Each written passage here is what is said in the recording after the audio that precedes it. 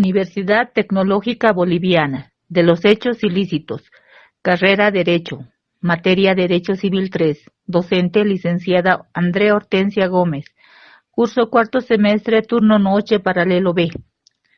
Grupo 9, universitarios Condori Ali Oscar, Chipana Machicado Gloria Rocío, Coca Flores Margarita Azucena, Coca Flores María del Pilar, Escalier Quirós Jessica Allison. Derecho Civil del libro tercero, Obligaciones. Tema, hechos ilícitos. Concepto. En un concepto general, los hechos ilícitos son un evento, un hecho, un suceso provocado por la conducta humana en el que el sujeto activo ha causado a otro sujeto llamado pasivo un daño no tolerado, no reconocido por el ordenamiento jurídico.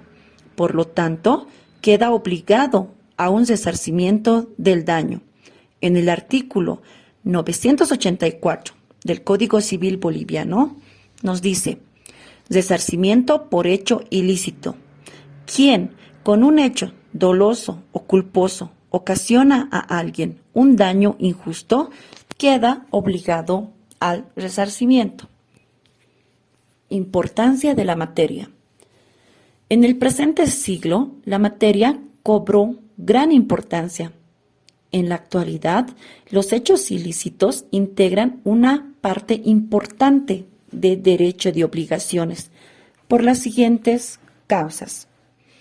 En esta evolución jurídica, pues reconoce en primer término la proliferación de instrumentos mecánicos, como los procesos de industrialización, tecnología cibernética, energía nuclear, y en segundo lugar, la tendencia de reclamar del individuo.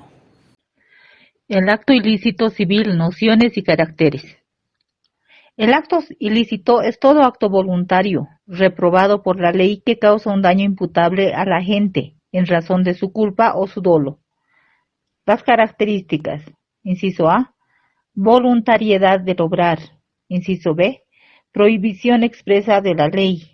Inciso C, causación de un daño.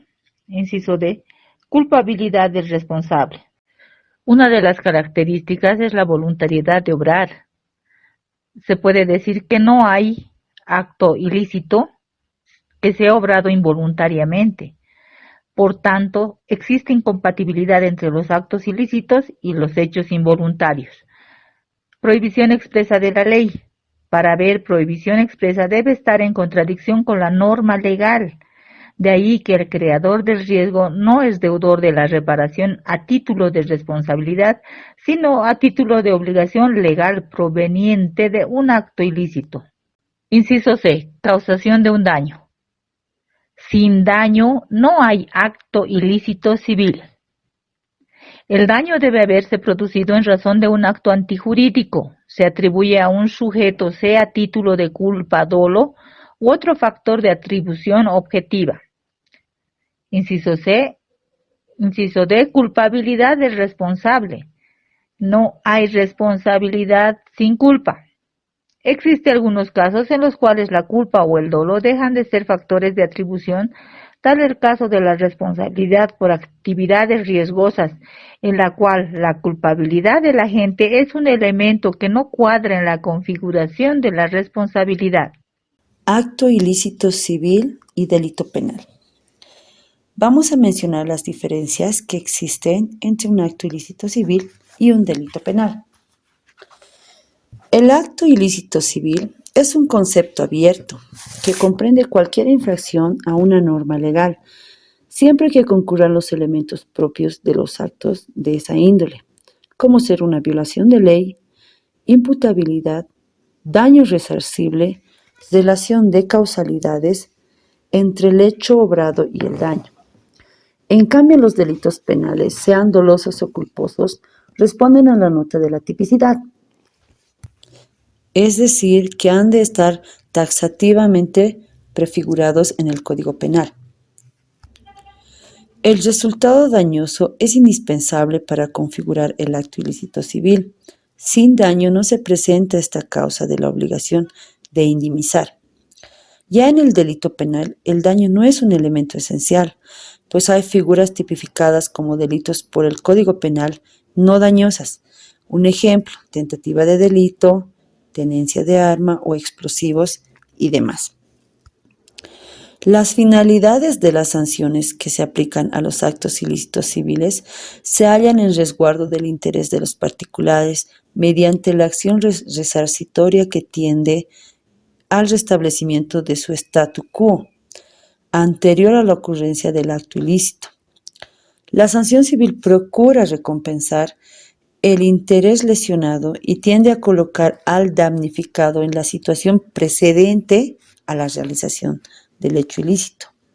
Ya en el delito penal y su sanción procura el bien de la comunidad y solo secundariamente atiende el bien individual. Y la sanción penal tiene en la mira al delincuente y tiene un sentido ejemplar y represivo, procurando equilibrar la gravedad de la falta cometida con la intensidad de la pena con la que se la reprime. Finalmente, mientras las personas naturales o físicas son pasibles a responsabilidad civil o penal, las personas colectivas carecen en principio de responsabilidad penal y solo son responsables civilmente por los daños que causen quienes las dirijan o administren en ejercicio o con ocasión de sus funciones. Causas de justificación. Legítima defensa. Se configura cuando alguien, frente a una agresión ilegítima y no provocada, emplea un medio racional y suficiente para impedirla. No responde por el daño que pueda causar al agresor. En el artículo 985 del Código Civil, legítima defensa. Condiciones para regular el derecho de la legítima defensa. La agresión ilegítima. Es el ataque injusto llevado contra la persona o bienes de otro. Agresión actual y no potencial. Es menester que el ataque sea actual, produzca su eficacia nociva en el momento de la defensa del agredido. Agresión contra la persona o sus bienes. Su persona, cónyuge, ascendente o descendiente a los bienes del otro que pueden ser normalmente identificados con el agredido. Falta de provocación suficiente de parte del agredido. Que el agredido no haya provocado la agresión. Necesidad racional del medio empleado para repeler la agresión. Este es un requisito clave para asegurar la extinción de responsabilidad.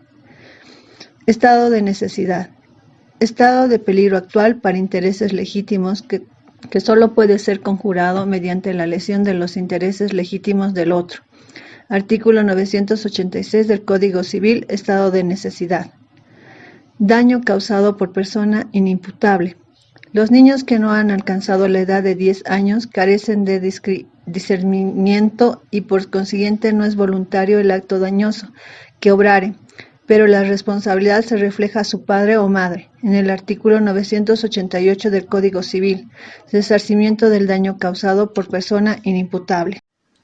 Bien, ahora vamos a abordar otro de los puntos que también son importantes al momento de hablar sobre estos hechos ilícitos que se plantean, y vamos a ahora hablar sobre otras causas, ¿no?, de justificación no legisladas en el Código Civil boliviano, y en efecto se señalan tres características, estas que pueden ser en principio justicia, por ejemplo, por mano propia o autoayuda, la siguiente que vendría a ser la obediencia debida, y la tercera que serían otras posibles causas de justificación. Bueno, en primera instancia, cuando hablamos en este caso de la justicia por mano propia, en principio señala nadie puede hacerse justicia por su propia autoridad.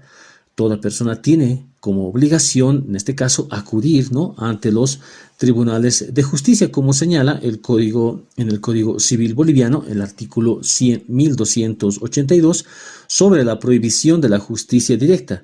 En su parágrafo primero señala: nadie puede hacerse justicia por sí mismo sin incurrir en las sanciones que la ley establece. En su segundo parágrafo, esta prohibición no impide, dice, sin embargo, los actos de legítima defensa, ¿no?, permitidos y calificados por la ley, ni los que lo conduzcan inmediatamente a la intervención de los órganos jurisdiccionales que se plantea. Bueno, así también podríamos decir que Bueno, sin embargo, se admite, ¿no?, en estos casos de urgencia por la doctrina de algunos autores que el titular pueda ejercerlo, ¿no?, aún imponiendo su acatamiento con violencia, siempre que no sea posible obtener a tiempo la intervención, eso es importante, de la autoridad pública, y cuando toda dilación pueda redundar en la pérdida o frustración de su derecho. Vamos con la siguiente, que señala, no, en este caso, la obediencia debida, que plantea cuando el autor del daño ha obrado por la orden de un superior legítimo, ¿ya? Los principios expuestos se aplican especialmente por los agentes de policía, como podemos ver en la imagen, o cualquier otro miembro de orden o de autoridad pública, ¿no?, que es un factor también importante.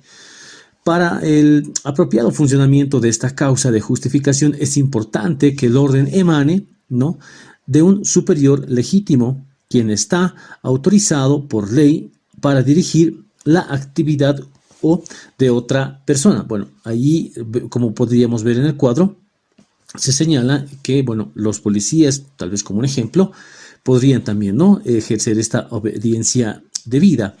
La disciplina, en este caso, por el pronto acatamiento de la orden recibida, es inherente a la eficiencia del servicio para que presta, en este caso, a la sociedad. Para el apropiado funcionamiento de esta causa de justificación es menester que la orden emane, en este caso, de un superior legítimo, como decíamos, debiendo entenderse por tal quien está autorizado por ley para dirigir la actividad de otra persona en el orden de su competencia.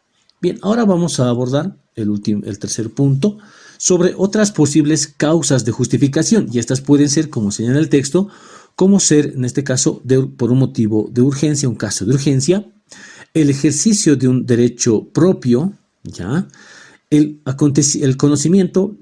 consentimiento de la víctima, las cláusulas de irresponsabilidad, el caso fortuito. Bueno, estas características, en este caso la doctrina señala también, ¿no?, además de estas anteriores, estas causas de justificación como las que habíamos señalado, ¿no?, que vendrían a ser parte de estas posibles causas. De esta manera concluimos el tema de los hechos ilícitos. Muchas gracias.